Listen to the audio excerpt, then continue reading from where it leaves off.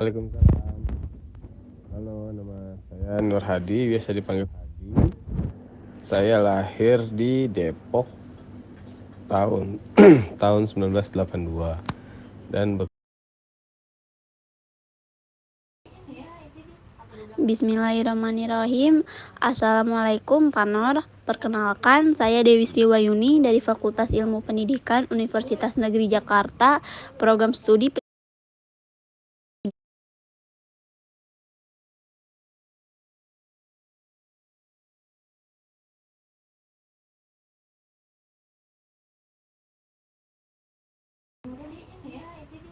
Bismillahirrahmanirrahim.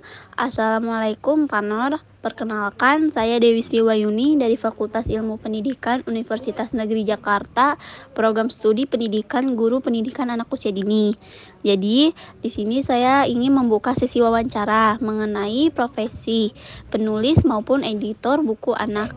Nah, sebelum menjawab pertanyaan, mungkin jika tidak keberatan boleh banget untuk Pak Nor menjabarkan terlebih dahulu biodata lengkap dari Bapak yang meliputi nama.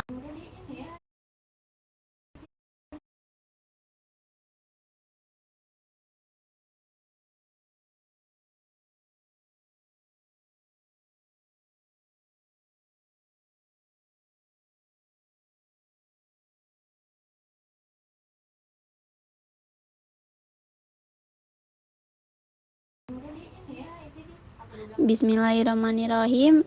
Assalamualaikum Pak Nor. Perkenalkan, saya Dewi Sriwayuni dari Fakultas Ilmu Pendidikan Universitas Negeri Jakarta, Program Studi Pendidikan Guru Pendidikan Anak Usia Dini.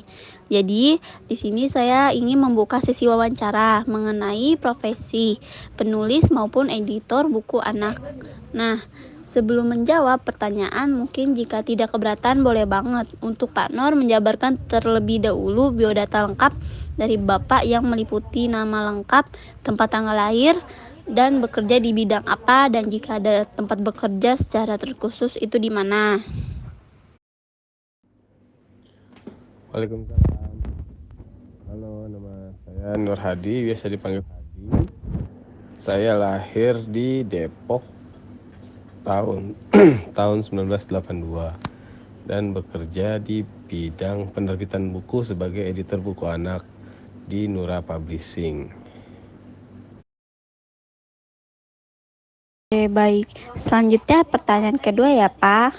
Langsung saja pertanyaan pertama, apakah menjadi seorang penulis atau editor buku anak harus mengambil jurusan tertentu? Kalau boleh tahu jurusan atau fakultas apa yang Pak Nor ambil pada saat mengenyam pendidikan kuliah? Menurut saya enggak ya, karena pada kenyataannya banyak penulis buku anak yang memiliki background pendidikan yang berbeda-beda kayak gitu kan. Ada yang berasal dari jurusan seni rupa, bahkan ada yang kesehatan dan semacamnya. Jadi untuk menjadi penulis buku anak nggak harus mengambil jurusan tertentu gitu kan. Tapi mungkin kalau yang berasal dari jurusan sastra, bahasa mungkin akan berpengaruh lebih baik kali. Tapi nggak harus mengambil jurusan tersebut kayak gitu. Terus untuk saya sendiri, saya hanya lulusan SMA dan tidak pernah kuliah. Oke, baik Pak. Sekarang lanjut saja pertanyaan berikutnya ya. Pertanyaan berikutnya itu, sudah berapa lama membidangi di profesi ini dan jenis pekerjaannya itu seperti apa? Mungkin bisa jelaskan juga bagaimana job deskripsinya dari profesi sebagai penulis atau editor buku anak ini. Pekerjaannya seperti apa? Untuk menjadi seorang penulis saya kira-kira sudah 20 tahun gitu kan. Untuk menjadi editor sendiri sudah 15 tahun. Untuk job deskripsi dari editor, pertama kita harus membuat target terbit. Untuk misalnya tahun ini saya sebagai editor harus membuat rencana-rencana buku apa saja yang akan diterbitkan pada tahun 2023 nanti gitu kan. Terus selain itu editor juga harus membuat konsep kira-kira buku apa aja nih yang akan diterbitkan kayak gitu. Eh, Kemudian ketika konsep selesai, diajukan ke meja redaksi, didiskusikan kepada teman-teman. Kenapa saya membuat konsep seperti itu, terus kelebihannya apa, terus pangsa pasarnya siapa aja, terus kira-kira buku ini bagusnya dijual di event, khusus event atau di toko buku biasa, semacam itu. Terus setelah disetujui saya akan mencari penulis atau ilustrator yang akan mengerjakan buku tersebut. Kemudian tugasnya adalah menjaga bagaimana agar buku itu bisa terbit sesuai dengan rencana. Kayak gitu. Itu tugas seorang editor buku anak yang sudah saya jalani di Nura Publishing. Mungkin ada yang kelewat atau saya lupa, tapi kira-kira sebagian besar seperti itu. Wah, berarti sudah lama ya Bapak membidangi profesi penulis dan editor buku anak. Oke. Sekarang pertanyaan keempat ya Pak. Maaf Pak, pertanyaan satu ini cukup profesi, boleh dijawab dan boleh tidak. Jadi berapa jumlah pendapatan honor yang Bapak peroleh ketika menjadi editor buku anak? Untuk pertanyaan nomor 4 soal pendapatan yang saya peroleh menjadi editor buku anak di atas UMR. Oke Bapak, terima kasih. Selanjutnya pertanyaan kelima ya Pak. Menurut Pak Nur, apa sih karakteristik personal yang harus dimiliki editor buku anak?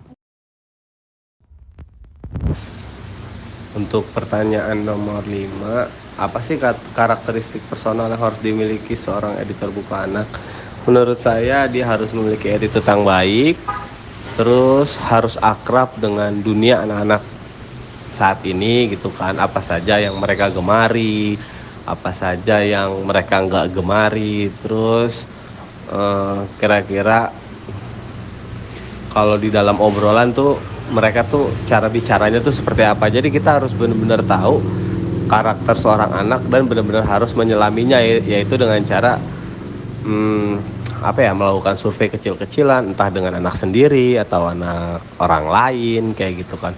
Terus juga harus peka dalam pemilihan bahasa misalnya. Kan buku anak ini kan agak berbeda dengan buku orang dewasa, karena di buku anak ini ada beberapa rule yang harus kita perhatikan gitu kan.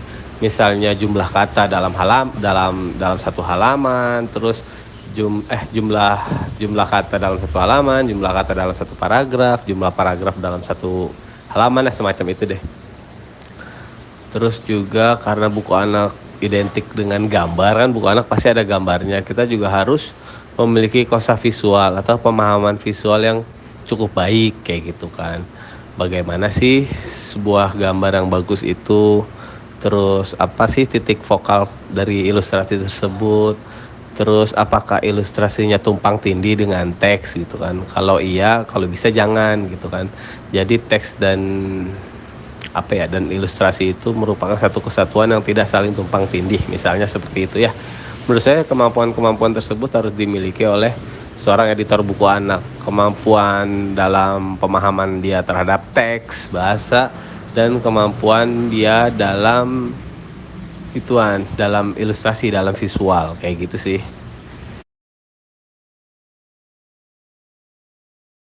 Oke Pak, baik Pak. Jadi karakteristik personal editor yang harus dimiliki itu memiliki attitude yang baik, terus harus juga akrab dengan dunia anak-anak. Oke, jadi pertanyaan selanjutnya ya Pak.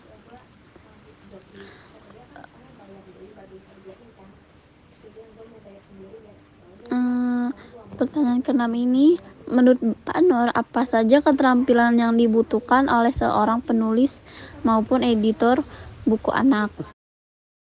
Sebuah cerita gitu kan, seperti plot, penokohan, latar, tema, dan semacamnya kayak gitu. Terus untuk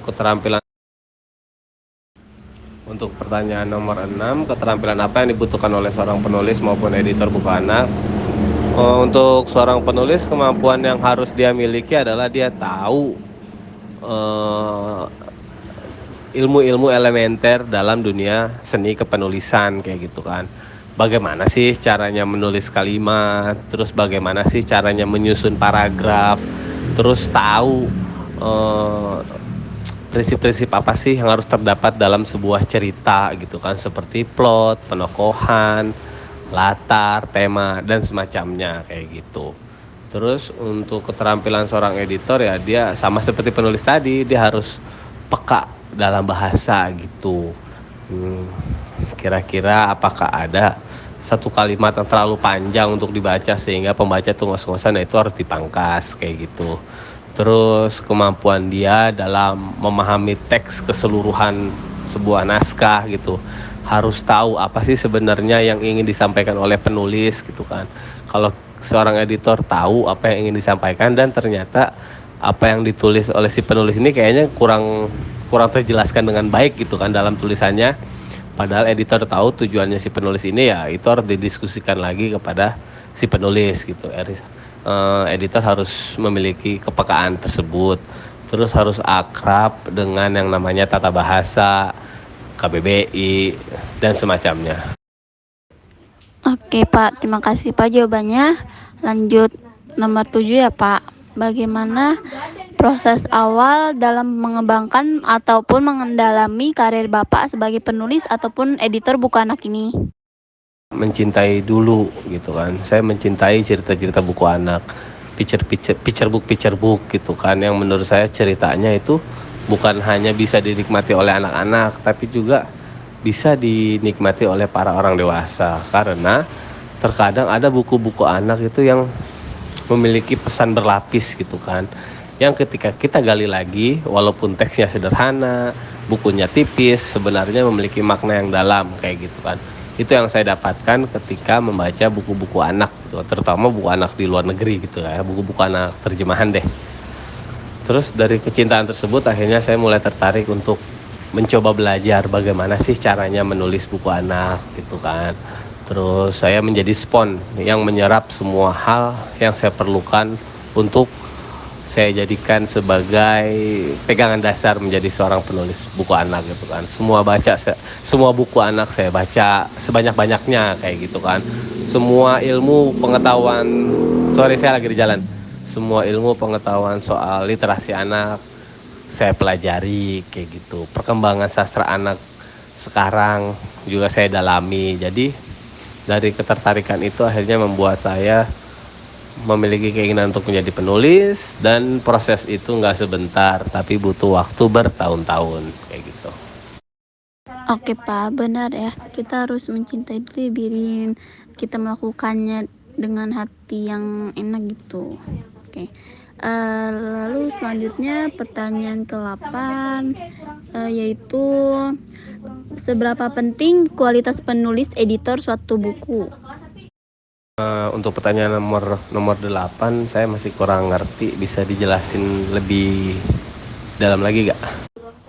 Pertanyaan nomor 8 maksudnya seberapa penting kualitas atau mutu tingkat baik buruknya dari seorang penulis editor buku.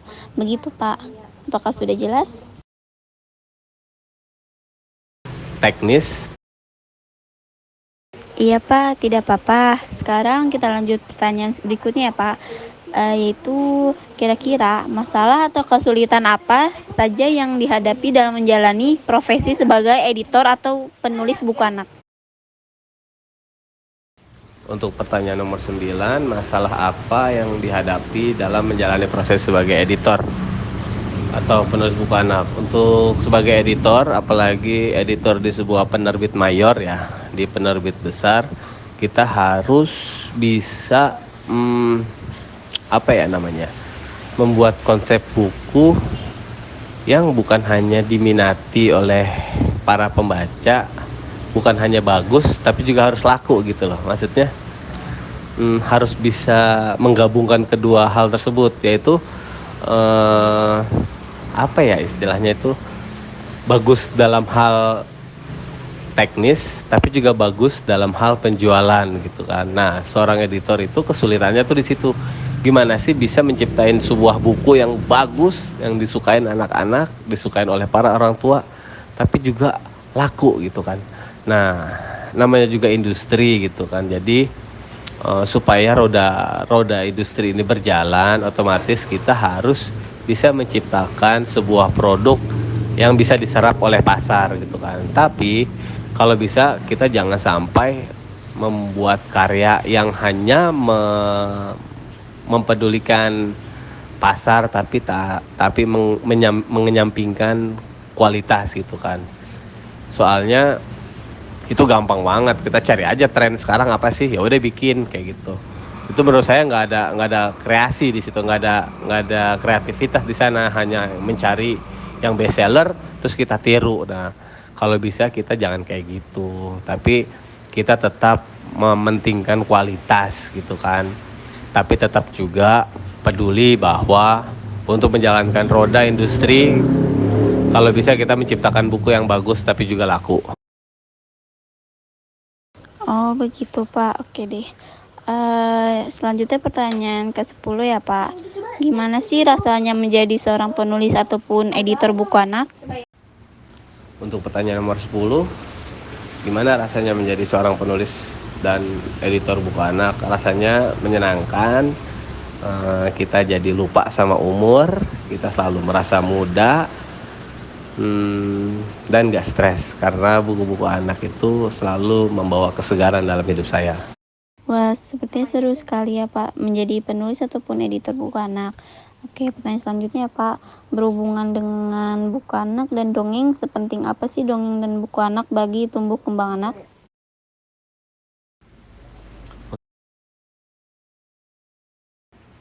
Untuk pertanyaan nomor 11, sepenting apa sih dongeng atau buku anak bagi tumbuh kembang anak? Menurut saya itu penting banget, karena namanya juga anak-anak ya. Dunianya tuh masih kecil gitu kan. Dunianya hanya sebatas ibu dan ayah, atau adik atau kakak kalau ia punya. Dan dunianya hanya di dalam rumah gitu, karena dia belum bisa melompati pagar. Nah, dengan kehadiran dongeng atau buku anak, si anak itu bisa memperluas pengalaman hidupnya gitu kan. Walaupun dia kecil, ternyata dia bisa loh mengarungi sebuah petualangan yang mendebarkan di dalam hutan, atau berlayar di samudra yang penuh ombak, di mana banyak sekali dia menemukan petualangan-petualangan yang di dalam kehidupan nyata belum tentu ia lakukan. Jadi pengalaman membaca akan memperkaya dia dalam menjalani hidupnya, yang kita tahu sendiri dunia anak kecil itu hanya sebatas orang tua, rumah, dan saudaranya aja. Selain itu, dengan dongeng dan buku anak, si anak-anak juga akan akan menemukan fakta bahwa di dalam setiap cerita kan ada karakter. Di setiap karakter kan ada sifat gitu kan. Nah, jadi anak-anak tersebut bisa mempelajari bahwa oh ternyata ada loh manusia yang bersifat seperti ini. Ada manusia yang sifatnya seperti itu. Kalau bersifat seperti ini akan berdampak kayak gini. Kalau bersifat seperti itu akan berdampak seperti itu. Jadi dengan membaca atau mendengarkan dongeng, dia akan mengasah empati dirinya sebagai seorang manusia gitu kan. Terus dongeng dan buku anak juga akan mengajarkan kepada setiap anak-anak bagaimana dunia ini bekerja. Iya Pak, benar sekali. Oke, jadi lanjut. Ini pertanyaan terakhir ya Pak. Kalau boleh tahu, apa sih inspirasi Pak Nor untuk tetap berada di zona PAUD, khususnya dalam kegiatan menulis dan mengeditor buku anak? Pertanyaan nomor 12, apa sih inspirasi saya untuk tetap berada di zona PAUD, khususnya dalam kegiatan menulis dan mengeditor buku anak? Inspirasi terbesar saya adalah anak-anak saya, kayak gitu kan. Saya kepingin buku-buku yang saya tulis atau enggak buku-buku yang saya edit dan diterbitkan bisa menghibur mereka dan menemani masa kecil mereka, sehingga masa kecil mereka tuh penuh dengan imajinasi yang indah. Wah, mulia sekali ya Pak. Oke Pak, sesi tanya jawab sudah selesai. Saya akhiri, alhamdulillah. Terima kasih atas Bapak untuk berkenan saya wawancarai. Terima kasih ya Pak. Assalamualaikum warahmatullahi wabarakatuh.